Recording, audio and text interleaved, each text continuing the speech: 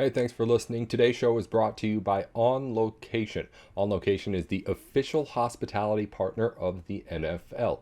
It's the only place to score a once-in-a-lifetime Super Bowl ticket experience package. Visit On Location. I got to get that right. Visit onlocationexp.com/SB56. That's SB for Super Bowl. SB56 for more information. That's onlocationexp.com/SB56 for more information, or search Super Bowl On Location wherever you search for stuff.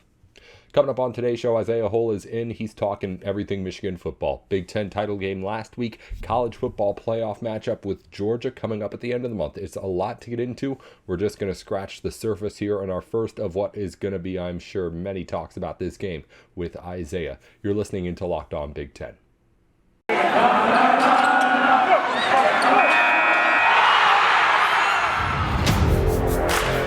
You are Locked On Big Ten, your daily podcast on the Big Ten Conference. Part of the Locked On Podcast Network. Your team every day.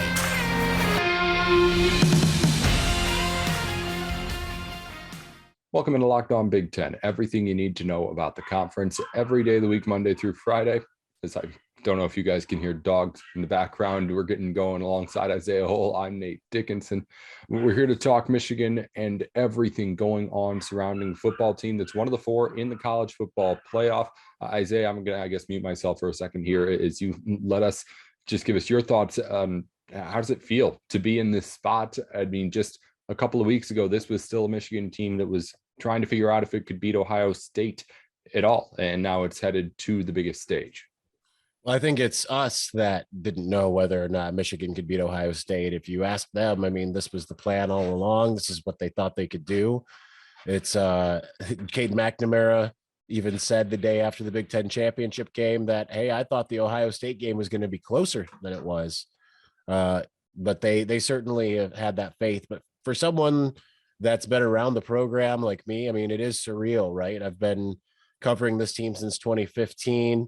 They've been close a couple times, only to get knocked off by Ohio State, and then just to go to Indianapolis and see just that. I didn't want to say it was a coronation, because it had the work had to go in, and usually whenever you start using the words coronation when it comes to sports, that means your team's about to lose.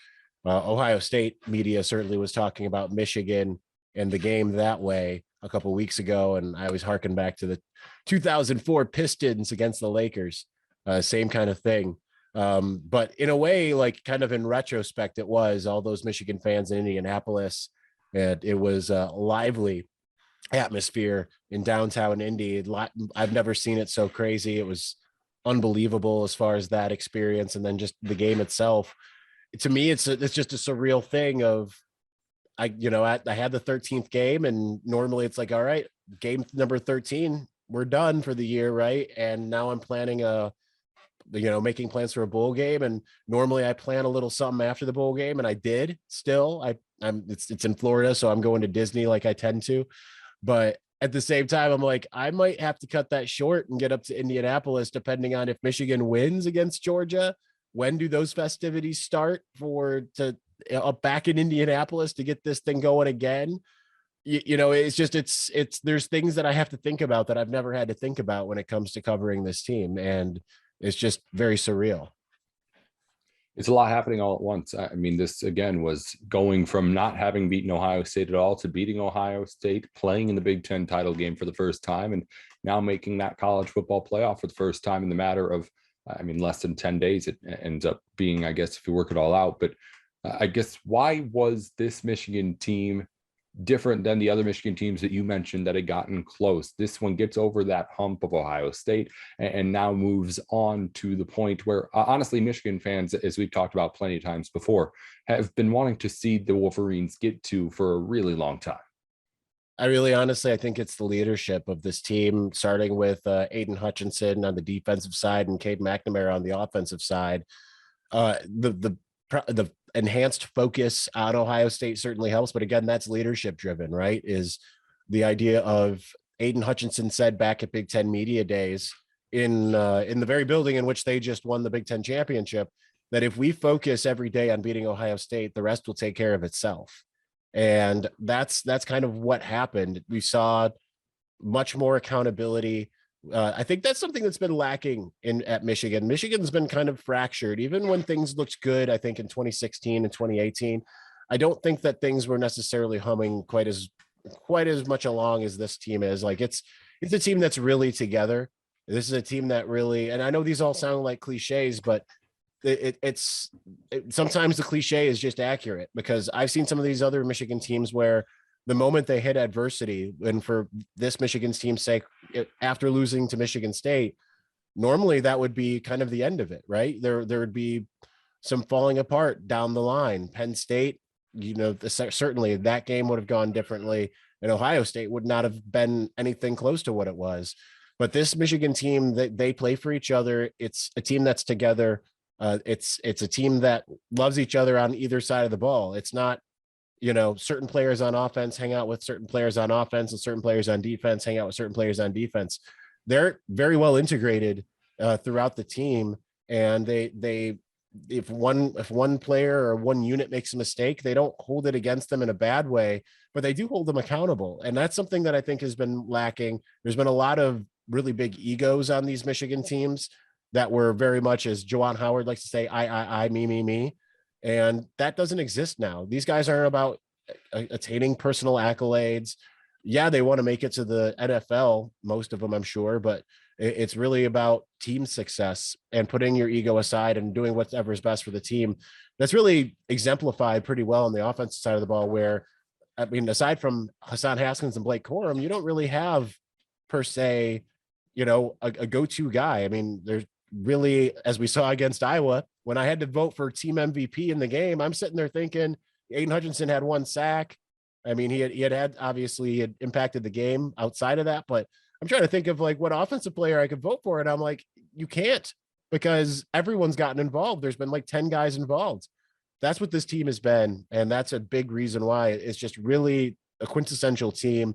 I'm curious to see how it plays out in the college football playoff, and really honestly beyond, because if Michigan can harness this type of mentality going forward, it's going to be a tough out every single year. Let's talk for a minute about kicking things up a notch for the big game. The grand stage, the Super Bowl. Super Bowl 56 at SoFi Stadium is less than 100 days away, and On Location, the official hospitality partner of the NFL, is the only place to score a once-in-a-lifetime Super Bowl ticket and experience package to the big game. Select your exact seats and choose from elite experiences featuring an exclusive pre-game celebration with college stars turned NFL legends Troy Aikman, Marcus Allen, Tim Brown, and more. Plus, accommodations at 5-star LA hotels and food by the great Wolfgang Puck. Visit onlocationexp.com/SB56 for more information, or search Super Bowl On Location. That's onlocationexp.com/SB56, or search Super Bowl On Location. We'll get right back to the show in just a second, but first, this is it, the putt to win the tournament. But as you go back to hit it, the visor falls over your eyes. Now, this could be how you're running your business. It's a whole lot to deal with right now, dealing with a business, especially in these times. And a lot of people are doing it with poor visibility because they're still relying on spreadsheets and outdated finance software. To see the full picture, you need to upgrade to NetSuite by Oracle. Over 27,000 businesses already use NetSuite, and right now through the end of the year, NetSuite is offering a once-of-a-kind financing program to those ready to upgrade at netsuite.com/lockedonncaa. Head to netsuite.com/lockedonncaa for special end-of-the-year financing on the #1 financial system for growing businesses. That's netsuite.com/lockedonncaa. Isaiah, we haven't talked all that much about the Big Ten title game itself on the field because, I mean, it was a bit of a snoozer as things went on. Michigan dominated throughout. I mean, we're a while past things now, but a couple of notes that you had from that game, and then kind of what do you take out of it as you get ready for a pretty much month-long preparation for this final push at a title? Well, Michigan did against Iowa, something Iowa hasn't let happen really, and since what 2014 was the last time they Really good let point. Yeah. anyone score that much on them. This is not an Iowa defense that tends to get into games and when they lose 42-3, it's just they don't do that.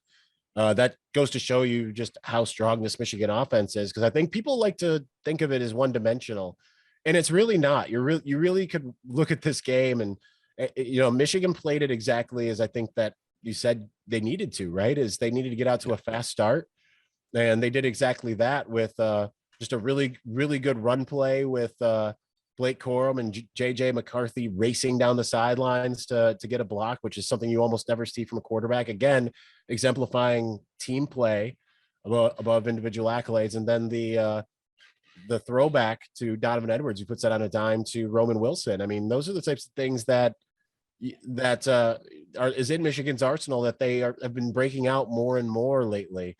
And they're doing things to go against tendency, which I think is the really interesting thing.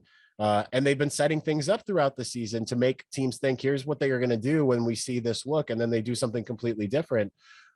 Just like against Ohio State, they put Donovan Edwards out there and make it look like they're going to pass it to him, and instead have an end around to the Statue of Liberty play to AJ Henning.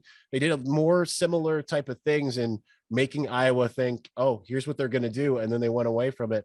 And Iowa's defense, obviously, they tried to muck up the game. It was close. I wouldn't say close, but I mean, going into the half 14-3.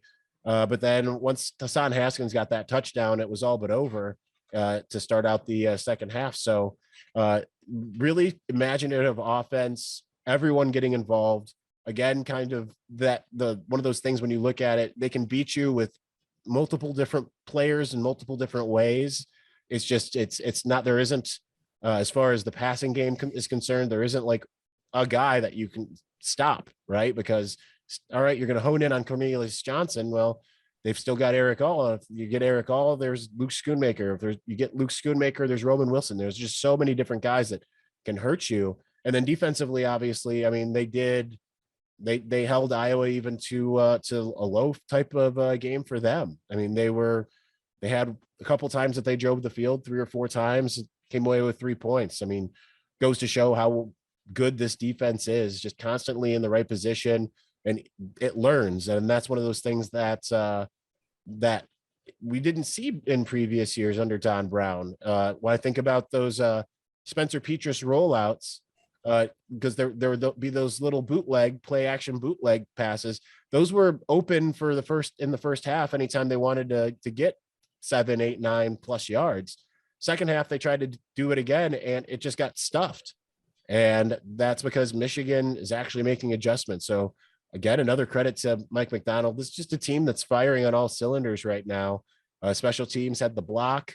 It's yet another positive thing. They held Charlie Jones to a season low, I believe, as far as returns are concerned. And like I said, it's a tough out right now. I think that a lot of people probably look at Georgia and say, well, then Michigan's going to lose, but I'm not so sure, because we've seen Michigan play some tough defenses. Iowa is up there. It might not be as talented as Georgia, but Iowa is up there. This is not like I said, since 2014 against Tennessee in the bowl game, they haven't let up this many points. Michigan's played Wisconsin. Michigan's played some other tough defenses out there. Penn State, I'm curious to see how it'll go again from an offensive standpoint against Georgia. I think the defense will be up to the task. Well, the offense is going to need all of that, as you mentioned, against the Bulldogs. We're going to talk more about that when we come back with Isaiah, as Michigan gets ready for, once again, this is going to be a few weeks now that both these teams have to prepare for what will be the final push here at this championship. We'll be coming up with that with Isaiah here in just a minute. You're listening into Locked On Big Ten. If you're serious about getting quality stuff in any sort of business, I do the podcast, I got a decent mic. If you want to get good food, you need good kitchenware. You have to have the right stuff to be able to make the right dishes, and Made In is where that comes in. It's professional quality cookware for those who love to cook. They source the finest materials and partner with renowned craftsmen to make premium kitchen tools available directly to you without any of the markup. that you would find at the store. Their cookware distributes heat evenly and can easily go from stovetop to the oven. Made In products are made to last, and they offer a lifetime guarantee as well. And right now, Made In is offering our listeners a 15% discount on your first order with promo code Locked On. This is the best discount available anywhere online for Made In products. Go to madeincookware.com/locked on. Use promo code locked on and get that 15% off on your first order. Again, that's madeincookware.com/locked on and use promo code locked on to get a discount on the first order of, I'm telling you, if you try it out, it's going to be many.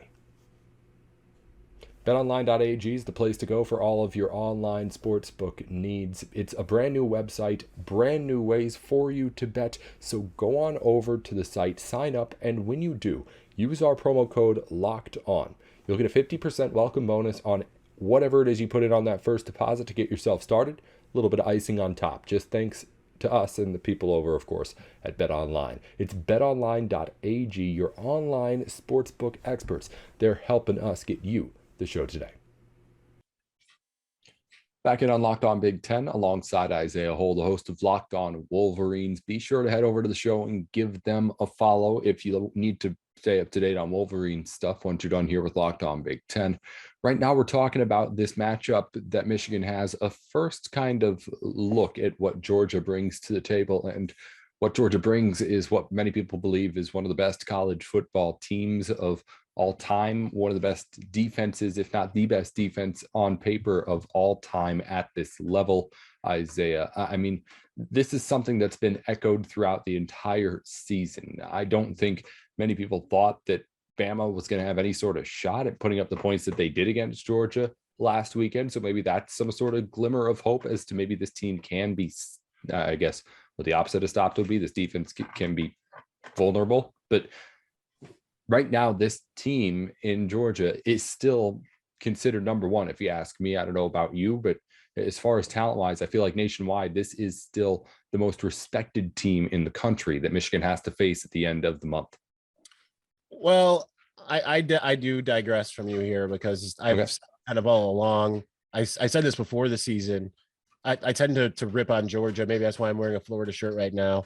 But it's because it's long been the most talented team in the country. They tend to have the most talent in the country. They tend to get more 5-stars than even Alabama. The problem is they don't really know what to do with it in a given year. And this year it finally starts to kind of come together.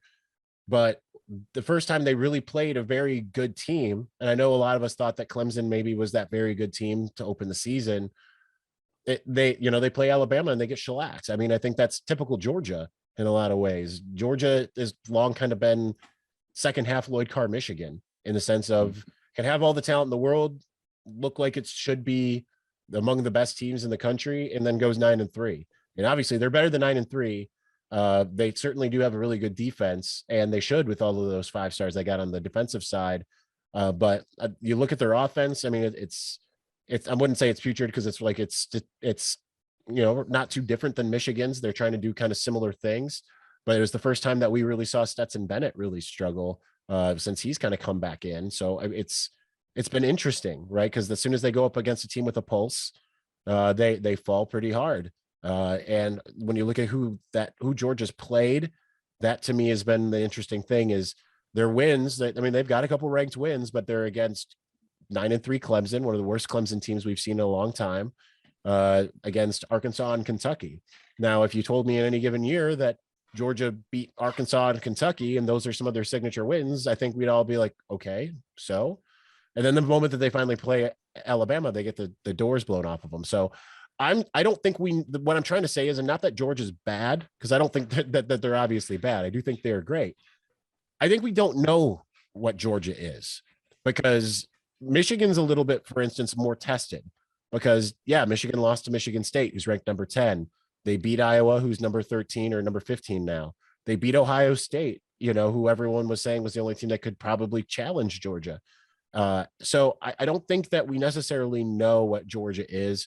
And to me, it ends up kind of being that same SEC bias that we see all the time, in the sense of SEC teams play other SEC teams, and then suddenly the ones that emerge are the greatest teams that ever existed. Now, Georgia's defense has been historically good, but again, I don't really look at some of the teams they've played and say, all right, yeah, that makes sense. It's great that if you can do that throughout the season. But I mean, I remember watching Michigan teams with Don Brown as the defensive coordinator, and there were all these times where they were holding teams to the least amount of total yards that they had in the season, and it was just like every single team, that's what happened. But then they play Ohio State, and Ohio State would just go nuts all over them. So that's just, sometimes you need to see a little bit more. I do think this is going to be a really interesting game. Michigan's offense, which doesn't look like the type of offense that would necessarily beat Georgia, but I would have, you probably think that about Wisconsin, right? Going up against Wisconsin, and yet Michigan won that game pretty handily against the other team that seems to flip back and forth with the number 1 or number 2 rating in total defense. So it's going to be very interesting. We'll see if George Pickens is back. It sounds like he might be back finally for the Bulldogs, which would give them a huge receiver someone that Michigan would really have to key in on, of course. But it's I'm very curious how to see how this will go on either side of the ball. I think it's going to be a good matchup, to be honest. Two very similar teams. I mean, how does all that translate into, I mean, you dove in a little bit into what you think Michigan can do here. And also, what does like just this last weekend change about your opinions? Like, how differently were you thinking about it before Alabama came in and did what it was able to do against Georgia? Because competition or not, nobody had put up that kind of number against the Bulldogs. Well, I was a little bit torn because I've, like I said, I've long kind of ripped on Georgia as a program for what they tend to do, which is exactly what they just did. But certainly, when I was looking at the seedings, and it's like, all right, Georgia's probably going to beat Alabama. I don't think I would have touched that one if I was betting, but it's like, all right, so Michigan at least avoids playing Georgia in the first round, get Cincinnati and then see what you can do against Georgia. Now it's a different scenario, not only because Georgia lost, but now Georgia's on a losing streak. They spent the entire season feeling like they were special, like this is divine providence. And now they're facing a Michigan team that feels the same, that is not afraid of anybody. And what's going to be really excellent to see is the Michigan offensive line versus the Georgia defensive line, because those are two real big strengths. So I would imagine that if Georgia gets punched in the mouth again, if they come out and Michigan hits them, are they going to have this, oh no, here we go again type thing? Because that would be very dangerous. Because I think if either team can get like a 14 to 21 point lead, they're not playing in another high powered offense, even though I know Michigan's got the number 19 offense and Georgia's, I think, in the 20s. I don't think that either offense is built to sustain a big, quick comeback, So if Michigan strikes first and it strikes hard, I mean, which I think is probably the goal, right? Do exactly like what you did to Iowa. I think that certainly puts Georgia at a disadvantage. So I'm curious to see. Yeah, I agree, man. And Michigan has obviously that firepower. It was on full display just on Saturday against the Hawkeyes. Isaiah Hull is covering Michigan over at Locked On Wolverines. He's here on Locked On Big Ten once a week as well. Isaiah, we're going to let you go, but let everyone know, of course, how they can stay in touch in between your appearances here on the show. Usually you can hear me on Locked On Wolverines all week, although I'll be having my first show of the week tonight. But then WolverinesWire.usatoday.com as well. We'll have you back here again soon, Isaiah. Thanks again for fighting through with us here and getting on to the show here on a Thursday. We'll be back in, of course, to talk more Michigan football throughout things. And we got to, of course, we're not going to let you get away with too long not getting into what's going on with this basketball team. So that's going to come up at some point soon. But obviously a lot of gridiron stuff to get to too. Isaiah is here once a week to talk about it. You've been listening into Locked On Big Ten.